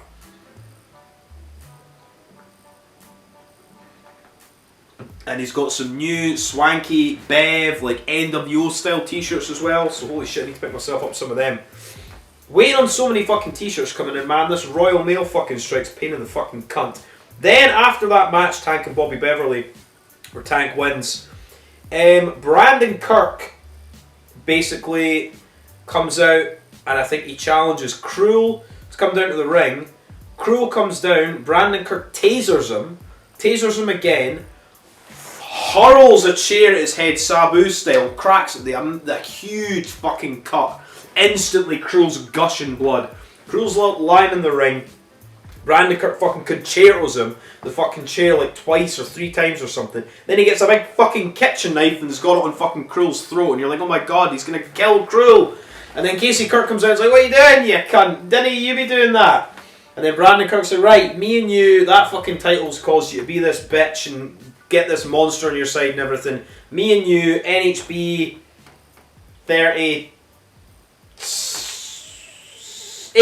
or 39, I can't remember. Basically the show that's next weekend, basically it's going to be Brandon Kirk, husband against wife for the American Deathmatch title. And I think either Brandon Kirk is going to beat Casey or Cruel is going to come down and help Casey win. But that was the end of NHB. Very, very good shows and very enjoyable shows. Definitely check out Tank Bev, Hoodfoot, Casanova Valentine. And for the other ones as well, check out fucking, where are we? Too many fucking wrestling shows. Joe Black, Gary J, Hoodfoot, Tank, Johnny Murdoch, Jaden Newman. Lots of great things. And it's all on IWTV for motherfucking $10 a month. You can't go wrong. Then, I watched 2 H2O shows. Sweet Jesus. And I will quickly gather through the H2O. So, this is the 24th H2O Arena, obviously, Williamstown, New Jersey. Subterranean Violence X, or 10, if you're not Roman. This was the last Subterranean Violence, apparently. Crowd was alright. I mean, thing is when you see that show that H2O ran with the 2 rings, you see like the amount of space, because sometimes on the camera it doesn't really look like they've got that much space. You fit fucking hundreds of people in there, but then again they are running their shows on like random like Tuesdays and Wednesdays and things like that, but whatever. They got Rocket, Full Metal Airstrike with ropes and ladders and all sorts of shit. Rocket, Brian Neal, Saliso Vega and Duncan Aleem in this match. Rocket wins. In the end, I think Matt Tremont came out and put them all over and basically said that they all like trained together and came up together and they were all like basically like a little group. Duncan Aleem's in the match, it's fucking good. And Rocket's fucking excellent. Then we got Home Run Derby, which was JP O'Reilly, who's a guy I'd never seen before, against Christian Ross. This match is gussets and things, and but I like lots of. This saying I'm not wanting to see everybody constantly bleed and cut themselves. I mean, I do, but you know, there was like gusset shots and there wasn't like any blood and things like that. It was very strange. But in the end, Christian Ross was just like a big pile of carpet strips and gussets and chairs and shit. Christian Ross slams JP O'Reilly into the thing. Christian Ross wins. Then we got a death match, which was... Where are we? Yeah, so Tara Calloway, Anthrax, Kit Osborne, Mouse, Gigi Everson. There was just like lots of beating the fuck at each other on the outside. Mouse had a stick. This match was kind of fucking all over the place. Tara Calloway wins in the end. I don't remember fucking anything about it, to be honest. Jimmy Lyon was in against Alex Stretch. This was probably one of the best matches of the night. There was like, I think there was a big board of nails. They both took their shoes off. There was like, I think they had tubes and carpet strips and barefoot spots and stapling things to each other's feet and their feet in the fucking nail board and everything. I'm like, fucking hell. In the end, Jimmy Lyon did beat Alex Stretch, but a very, very good match. Very enjoyable. Alex Stretch has gotten like a lot better. So has Jimmy Lyon as well. Then we got a light tube death match. Jess Moss against Bam Sullivan. Some of the tube shots, some of the tubes not breaking properly and things like that. Some little botches here and there, but I mean, it was still very, very good. Bam Sullivan's fucking great. So is Jess Moss. She's gotten a lot better over the years as well. Jess Moss did win as well. Then we got Staple Gun Deathmatch, where it was Declan Grant, Chris Bradley and Jeff Cannonball. This was another match where, this is what I will say about some of these H2O shows. Maybe the same with ICW Olds Barred and GCW. There's so much wrestling going on just now. For if you're somebody like me, where you're trying to watch the shows and then review them, and a lot of the stuff I tried off the top of my head, trying to write 800,000, because this is like 10 pages of notes anyway. I try to remember off the top of my head, but there's so much wrestling. There's like 2 NHB shows, 2 H2O shows, 3 GCW shows. Like, you're like, my god, there's so much fucking wrestling. So I remember Jeff Cannonball having dollar bills stapled to his face. I remember then there was bats, I think. My vivid memory is Jeff Cannonball having dollar bills stapled to his face. And then Declan Grant did win that match in the end. And in the main event was Austin Luke against Louis Ramos. Austin Luke needs to get more fucking places. He needs to be fucking everywhere. He is so underrated. With like fork, bats, and Louis bleeding like always. Austin Luke did win in the end, but Louis Ramos, his son, Louis Jr. came out and then he was attacked by Alex Stretch and Anthrax and a gusset plate put in his head, and Louis I think got distracted and then rolled up by Austin Luke or something like that. So Subterranean Violence 10 was, it was alright. I would say definitely go your way to watch the Jimmy Lyon Alex Stretch match. That was pretty fucking good. Then I also watched H2O Survive, which was another hit. This was on 28th of November. H2O Arena, obviously. First match we had, it was random. It was like Tara Calloway and Sawyer Rec came out and they basically had like loads and loads of shit, like bats and pool noodles with skewers and all this sort of shit. But they're being like really friendly, like passing each other weapons, and they're all throwing them in the ring. The entire ring was full of shit. And then the what's his name? What's he called? Edward Hawkins, the president, came down and says, no, blah, blah, blah, blah. Then Matt Tremont came down and ran down and basically attacked Edward Hawkins and basically said it was going to be Sawyer, Taylor, Calloway and him against Hawkins in the end game in a match later on. The only thing is, like, yeah, it's fine. It sets up the match for later on. I'm fine with that. I just felt bad for the ring crew because they filled it with about 46 fucking thousand weapons at the very start of the show, and then they all had to get cleared out for the next match. But fucking hell. Anyway, then we got two of my favourite guys from the H2O Academy. Frank Bonetti was against Duncan Aleem. Duncan Aleem's babyface now, very, very over. This match was great. These two guys can fucking wrestle. I like both these two guys, and in the end, Frank Bonetti did win. I thought Duncan Aleem was going to win. Kind of a big upset for Frank Bonetti to beat Duncan Aleem, actually. Good match. Then we got Reed Walker defeated Saliso Vega. I think this was more or less due to run-ins from like Eric Martin and shit like that. Basically, I don't think he was meant to be there. Then he ran in, attacked him. Reed Walker wins. Obviously, Reed Walker and Eric Martin are in that stable with Adonis Valerio. Then we got a match between Gigi Everson and Adonis Valerio, and we obviously they wanted to do it one-on-one, and then there was like title shots. The ref got knocked out. Reed Walker and things ran down, and in the end, motherfucking Gigi Everson wins the fucking H2O hybrid title, and I think they were saying on commentary that like this is Gigi Everson's first singles title in H2O, and he's been there. I think he was the first student of the academy or something. So he's been there for like 4 years to get his first fucking title shot. I was like, holy shit. So well done, Gigi Everson. I mean, some of the matches he was having throughout the year with, what's his name? Chuck Payne. Some of the matches he was having with Chuck Payne this year are some of my favourite H2O matches. So I mean, that was very, very, very well done to him. And I mean, where does Adonis Valerio and Reed Walker and stuff go from here? Who knows? Then we got Rocket was against Janai Kai, making her H2O debut. And this was fucking great. Flips and dives and nice fucking kicks and super kicks and all sorts of shit. Rocket wins in the end with a fucking spiral tap. Then we moved on to that 6-man death match between Matt Tremont, Sawyer Wreck and Tara Calloway against Edward Hawkins in the end game. It was more or less Sawyer Wreck and Tara Calloway just like beating the fuck at the end game for ages with like bats and things. Only thing I will say is Matt Tremont beat the fuck out of Edward Hawkins with trash can shots and chair shots, and that Edward Hawkins can like sell and take a beating. Like I really, really want to see them one-on-one in a death match or just a hardcore match, because that Edward Hawkins, like I was very like pleasantly surprised with how well he would take. Tremont just hurling trash cans right across the whole entire length of the ring, right fucking smack to the head, and then just sells it perfectly. Really, really good. In the end, fucking Tremont, Sawyer Wreck and Tara Calloway win. But please, H2O, please give me that match. Edward Hawkins against Tremont. Then we got the H2O World title, one called fucking Manders the Champ. It's Declan Grant, former champion, Jeff Cannibal, former champion, and Ryan Redfield.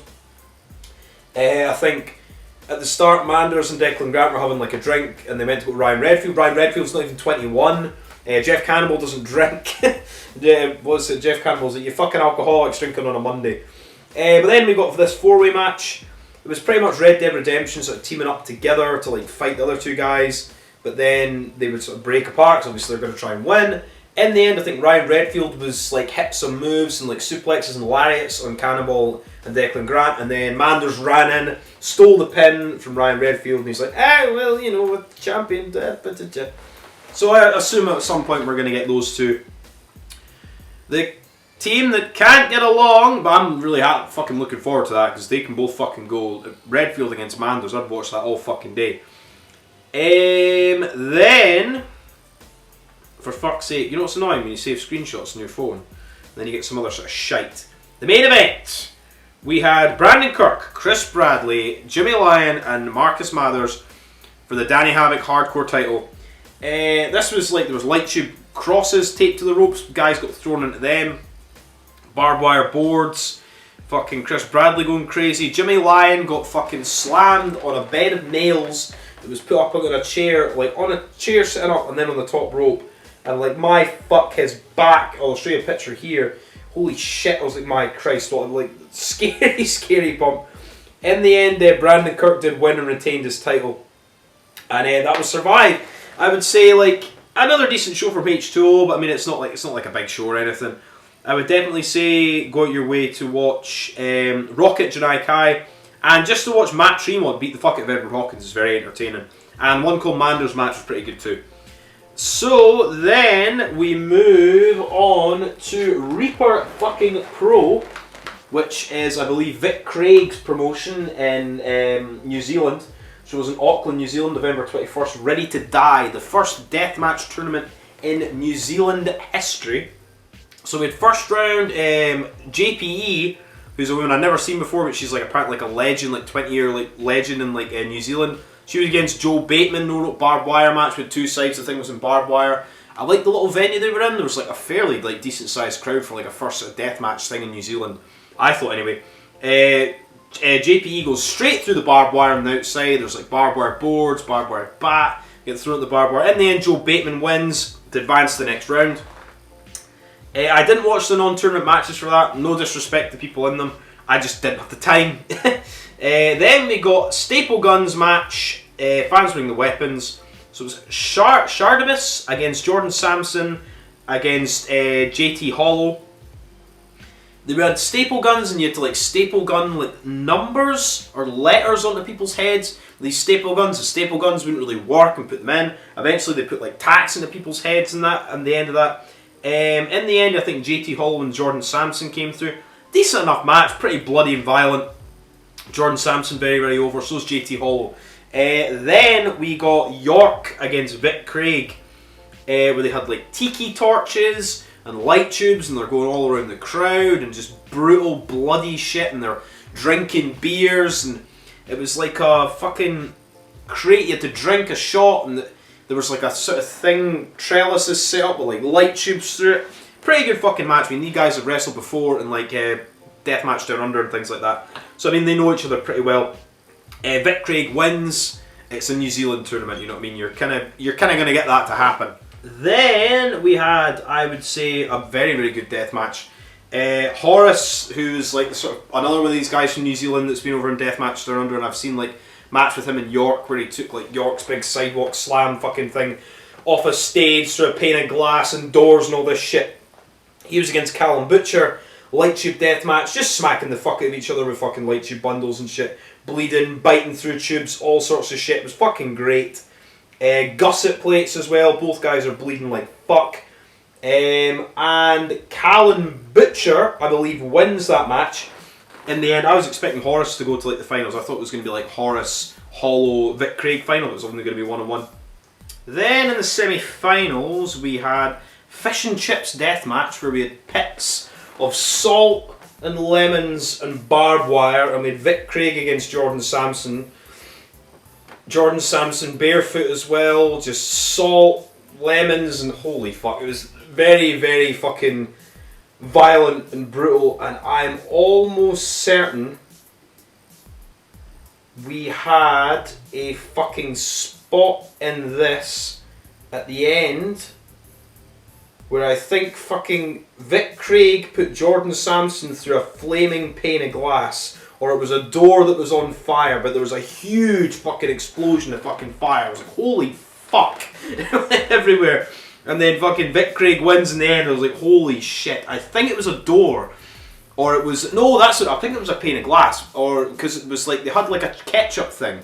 And you were thinking, oh, I was going to put ketchup on them, ha ha ha. But then it was just lighter fluid. And I was like, holy shit. The amount of flames. Check it fucking out. Reaper Pro. This show's an IWTV. It's fucking really, really good. Then we had a Panes of Glass death match. So it was JT Hollow, Joe Bateman, and Callen Butcher.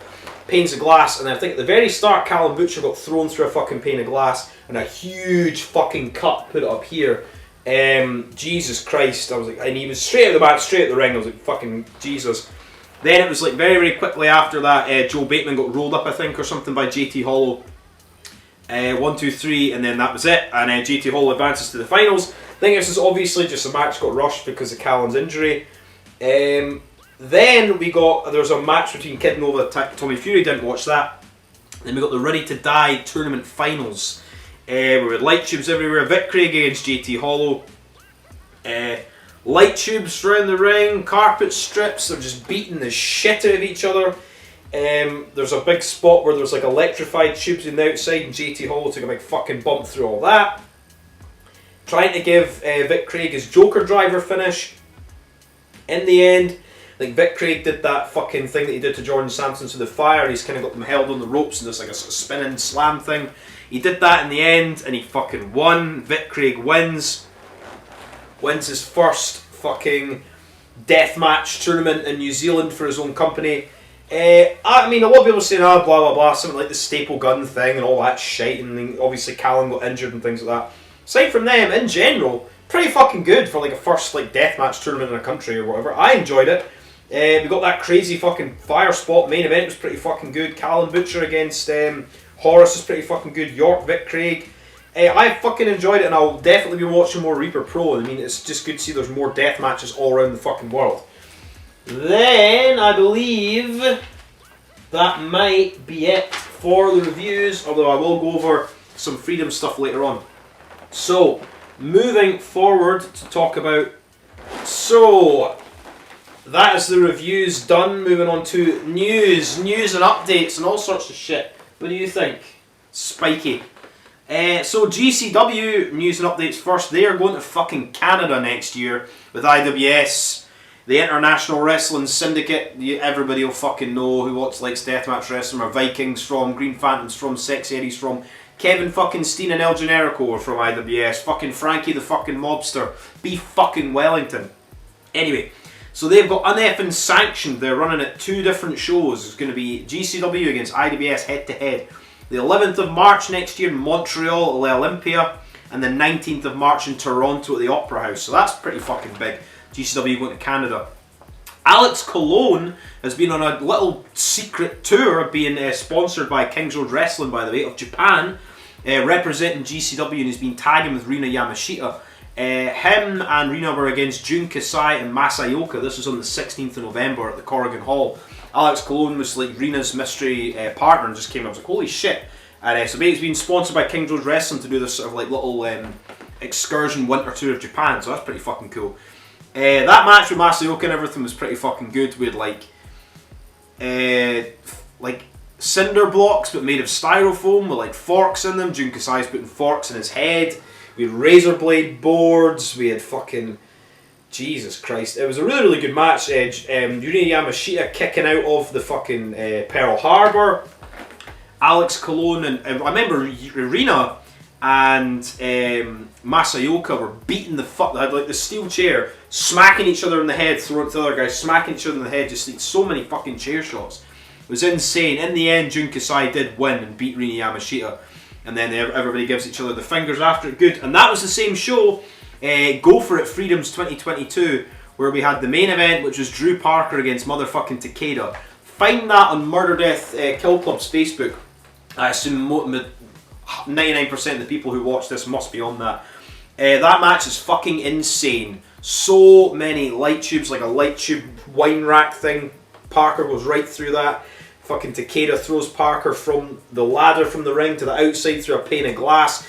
Takeda gets thrown face first through a pane of glass in the ring, stomping light tubes on Parker and rubbing them in. Big, massive senton bombs in the light tubes and shit, and Parker retains his title. What a match! I was like so close to the end, I knew the result, but I was like, Takeda's hitting like nearly all his finishes, like big running knees, back fists, fucking just taking off his gloves, punching him in the head, hitting all his finishes, and he never won, and Parker picks up the win. I was like, fuck's sake. Anyway, but Rina Yamashita and Alex Callen have also, every single match pretty much they've had, Alex Callen has had in this little mini tour so far, has been with Rina. They've all been tag team matches. I've got it saved somewhere. So, what do we have? So the last match, they had Mana Sasaki and Takahashi Sasaki was against Rina Yamashita. This was at Freedom's Road to Bloody Christmas. They're also in a tag team match against Masayoka and Kamuni. And they're also in another tag team match against Minoru Fujita and Takehiro Katari, or Katori. Anyway, me trying to pronounce fucking Japanese names. Jesus Christ. Anyway, so that's pretty fucking mental. Alex Callen on this little like secret tour, thanks to Kings Road Wrestling. Pretty mental. GCW's next shows at the LA Ukrainian Culture Center, Americas with a Z. Oh, how saucy. Most Wanted, the 16th of December, which is Friday next week. Gage against fucking Tony Deppen for the title. We've got the debut of Vikingo. We've got Janela against Pagano one more time. We've got a big Lucha 6-man match with Commander and Gringo Loco and all sorts of shit in it. And Masha Slamovich is against the Dark Sheik. So, I mean, I'll probably watch that match for Pagano, Janela, and the main event. Because I really, really love Gage and Tony Deppen. But who knows, I might not watch the entire card. And it is in LA, so it's going to start like fucking 4 or 5 AM. Then we move on to ICW No Holds Barred. Lots of fucking updates for this. ICW No Holds Barred 38, which is December 16th. Is going to be at the H2O Centre in his Ultraviolent Vortex, and we've got one name announced for that show, and that's Abdullah motherfucking Kobayashi. Kobayashi is coming over to fucking ICW No Holds Barred for 2 dates, which is next Friday and next Saturday. And I have to think of like Kobayashi's age and his career and everything. This might be the last time he is ever going to be in the United States. I mean, you never know, they can always like come back years and years later, but I just think for his career and everything, this might be one of the final few times he's ever going to be overseas. So, motherfucker, if you're in fucking America, go and buy tickets for those fucking shows. Jesus Christ. Abdullah Kobayashi. Anyway, then NHB 39, which is December 17th, Hearth Ballroom at New York, motherfucking New Jersey. Got the full card for this, and as I said earlier, this looks like, on paper, genuinely one of the best cards NHB have done all year. So, we've got the Bev against fucking Akira. Holy shit. Matt Tremont against Tommy Vendetta, first time ever. An Aces Up Deathmatch between Eric Ryan and John Wayne Murdoch. So basically the winner of this match gets an American Deathmatch title shot at NHB 40, and the loser has to fight Sadika at NHB 40. So whatever happens, we're going to get, you know, maybe Casey Kirk against Eric Ryan, Casey Kirk against John Wayne Murdoch, Brandon against John Wayne Murdoch, and then we're either going to get Eric Ryan or John Wayne Murdoch against Sadika at NHB 40. Fucking insane. We've got Jimmy Lloyd, GCW Scramble regular. Jimmy Lloyd is against Danny DeManto, which I think is a first time ever matchup. We have also got Slade against Dr. Redacted, which I think might be my most look forward to match. Either this or the next match. Slade against Dr. Redacted is going to be mental. Hoodfoot is against Abdullah Kobayashi. Like, how can this show get like any better? Like, it's fucking insane how fucking mental this show is. And then the main event, the American Deathmatch title, husband against wife, Casey Cattell, the champion, against Brandon fucking Kirk. What a fucking card. Then the final NHB show of the year to close out 2022, December 29th at the White Eagle in Worcester, Massachusetts, is PFX 14. We've got, I think we've got 6 matches for this show. So we've got Masha Slamovich, who's the champion, against Danny DeManto. By champion means she's the ETU champion, which is the Struggles company. We've got Akira against Alec Price, making his NHB Pit Fighter debut. Casanova Valentine against Dr. fucking Redacted. Slade is against John Wayne Murdoch. Casey Kirk, if she's still the champion after all this, is going to be defending the title against Hoodfoot. And finally, Ross versus Christian Bradley, number 3. Christian Ross against Chris Bradley. Sorry, their names are confusing me. Which is going to be at the 1030 Delsa Drive, Westville, New Jersey, the 21st of January. Deathmatch Wars 2023, running head to head with XPW's We Are Not Your Kind. Got one name announced for that show so far, and that's Sakuda. And we're obviously going to get a Sadika match, and we're also going to get a fucking John Wayne, a fucking World Deathmatch title match. So, my god, it's going to be mental. So much death matches, so little time. And then finally, just to go over some NHB Rise shows in February are starting to take shape. I'll be at all fucking 4 shows, as I said before.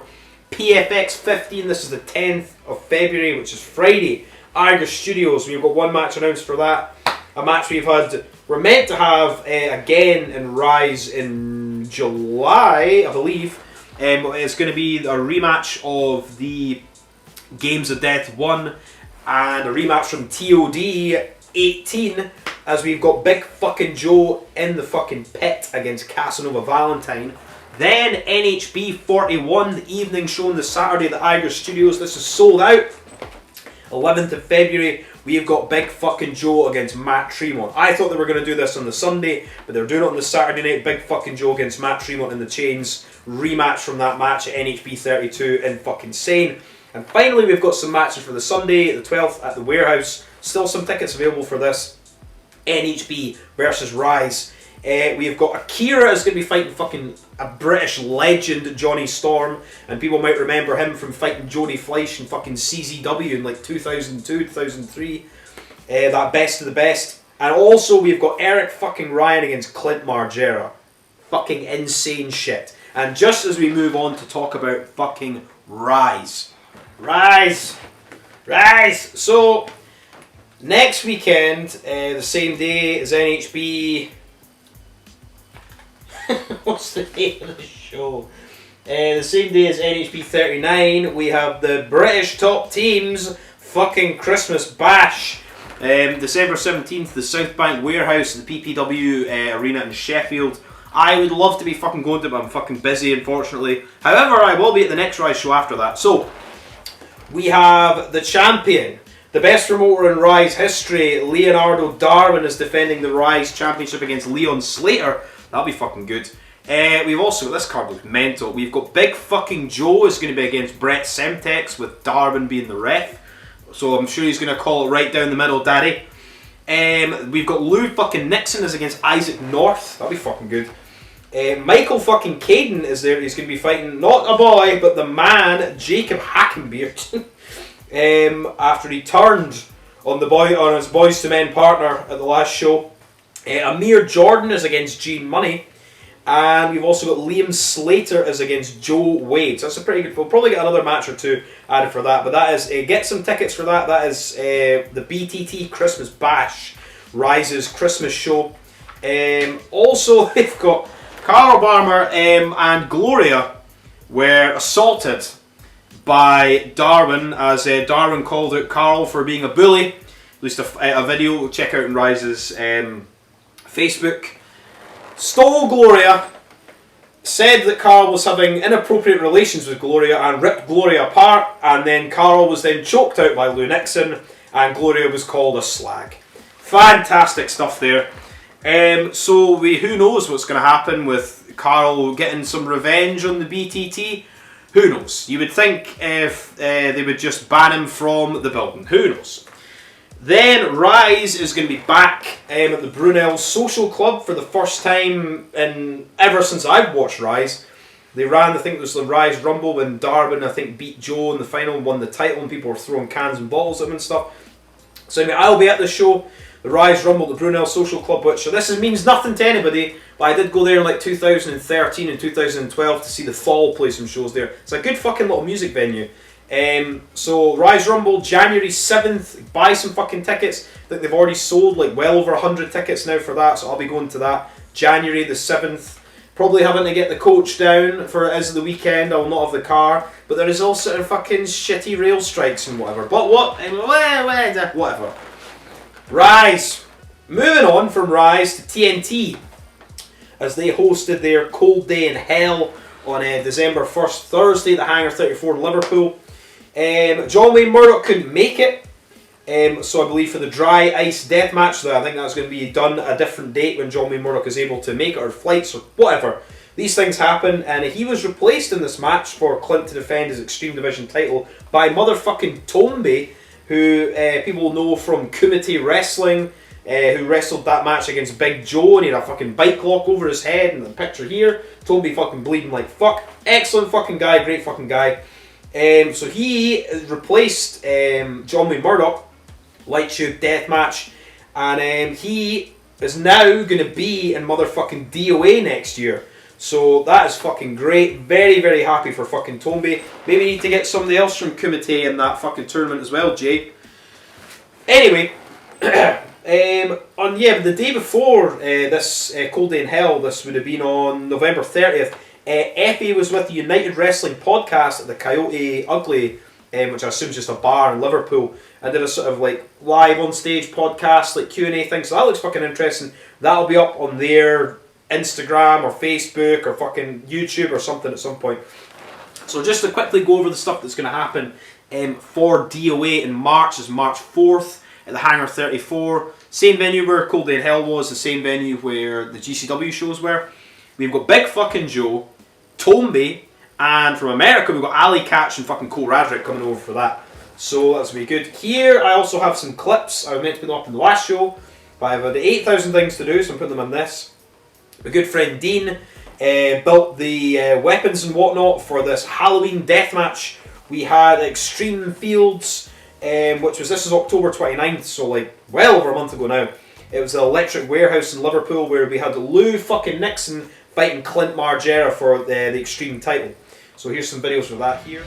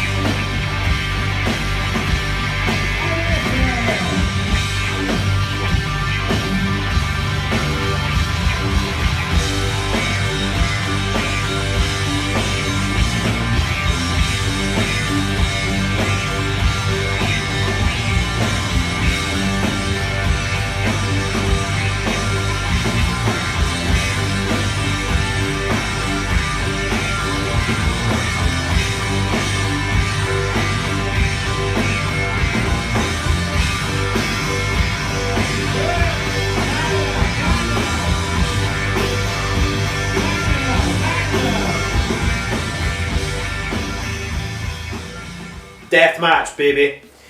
And then finally, this got announced to me because the fucking company putting up the tickets put up the venue and the date too early, but me being a kind, good-hearted, honest Deathmatch fan did not spill the beans on that until it was officially announced. Thrill Kill Deathmatch Tournament by TNT is going to be July the 14th at Lab 11 in fucking Birmingham.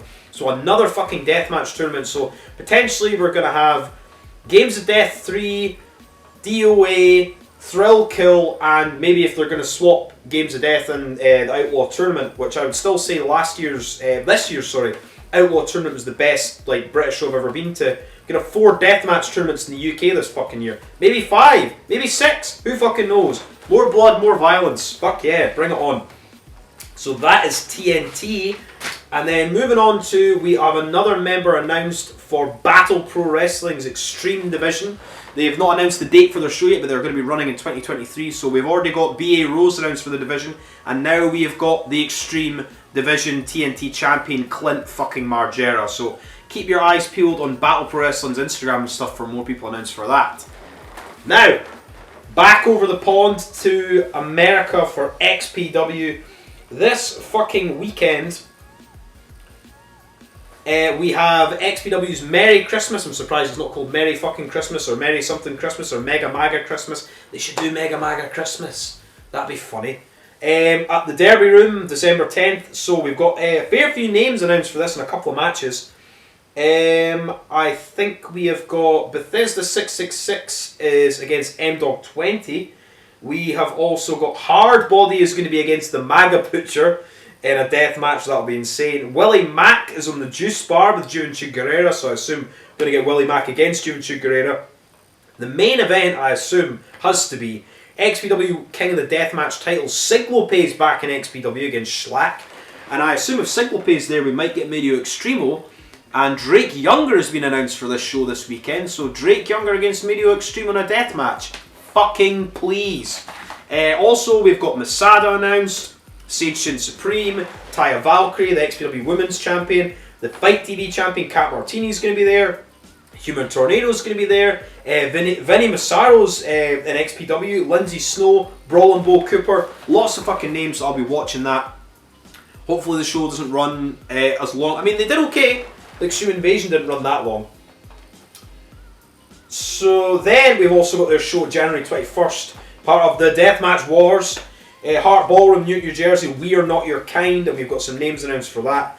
Insane, we've got Big Fucking Joe is going to be there. Drake Younger's going to be there, so just put those two together on a match, please, XPW. JJ fucking Escobar making his debut. I think the owner and proprietor of POR Wrestling, the stunt show guys, the guy that got his groin set on fire at the King of the Death of Pro Wrestling Trainwreck show by Eric Ryan. Very, very good, underrated guy as well. Scary bumps this man takes. And also Juventud Guerrera's announced. So please God, give us Big Joe against Drake Younger, XPW. And then we move on to H2 fucking O as we have their Christmas, December, Boxing Day show, December 26th, torn to shreds at the H2O Centre. We have got some matches announced for that. Austin Lucas against Lucky 13, I think first time ever, that'll be good. A double hell, double Christmas tree death match as Lowlife Louie and Louie Jr. are against Anthrax and Alex Stretch. That'll be good. Double Christmas tree, double hell. We've got another double hell, but double hell, double Texas Bull Rope match. For the tag team titles, Ross and Bradley defend against Red Dead Redemption. I think we might see a little bit of Tito and Rick Martel with Red Dead Redemption for that one. And the main event, no rope barbed wire, 200 light tubes, Tremont's final ever no rope barbed wire match, Father Matt Tremont against fucking Sawyer Wreck. So that's pretty fucking crazy. And as well, what do we have? We also got a company called Middeath Pro have just crowned their first ever champion, which is the Carver. He beat Hoodfoot at Blood Harvest, which I think was one of their first shows, Friday 29th in was it Boggs Hill Tavern in Des Moines, Iowa. And they've announced the next show as well, and they've got Philip Stamper, who people might know from sort of 2014-ish onwards, or maybe slightly 12 to like maybe 18 or whatever, CCW. He was a commentator for them. So they announced a show called Suicide Dive in Las Vegas, and we've got names announced for that. That's Carver, Dr. Redacted, and Funny Bone have been announced for that. So another sort of like no-ring deathmatch company running in bars and stuff. Pretty good. Carver the champion. I'm all for that.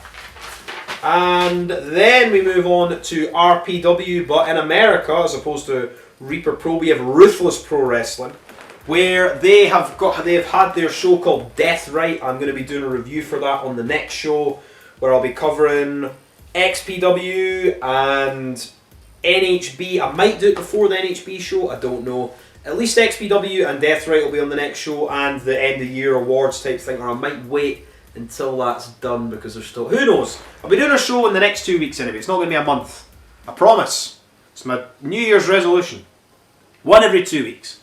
They have also got announced, Ruthless Pro Wrestling that is, I've got a new show announced for January 20th, 2023 at Blazer Road in maybe Michigan, and it's called This Time It's War. They are sponsored by Deathmatch Worldwide, much like me, so go and buy some Ruthless Pro shit from Deathmatch Worldwide. And then we finally have the last few bits of news, Freedoms. Bloody fucking Christmas, which is on December 25th, Corrigan Hall, June Kasai and Freedoms present Bloody fucking Christmas. We've got some insane matches for this. We've got Minoru Fujita against Violento Jack. Freedom's tag team title match. Soul Meat, which is Segura and Tomoya Harata, who's a big massive guy. You'll recognise him if you see a picture of him. They're going to be defending their tag titles against Alex Colon and Rina Yamashita. And in the main event, Freedom's title death match. Drew Parker defends his title against June fucking Kasai. 1-on-1. And finally, CZW are bringing back the Ultra-Violent Underground in 2023, and they are bringing back a new Ultra-Violent Underground title. Look at all these bits of paper. Anyway, that has been the News That Broke Glass, episode 45. Sorry it took so long to come out, but it has been done.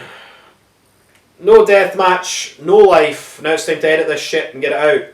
Until next time for the end of the year awards and all that shit. And we'll go over XPW's Christmas, Death Right, NHB, all that shit. Woo!